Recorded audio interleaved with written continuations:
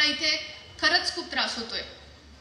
आज आमच्या इथे बसलेल्या प्रत्येक कार्यकर्त्यावरती कुठल्या ना कुठल्या प्रकारचे खोटेनाटे केसेस झालेले आहेत। आज ग्रामपंचायती बरखास्त झालेल्या आहेत, आज सरपंचाला त्रास देण्यात येत आहे।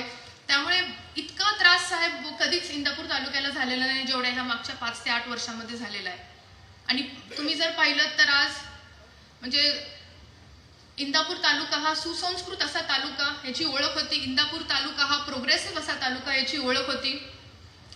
पण आज जर पाहिलं तर इंदापूर तालुक्याचं जर नाव घेतलं तर एक भ्रष्टाचाराच्या अवतीभोवती आणि हा ठेकेदारांचा तालुका अशी आता ही एक खूप वाईट आज तालुक्याची ओळख झालेली आज बघायला मिळते। आणि हे खरंच तालुक्याचं खूप दुर्दैव आहे।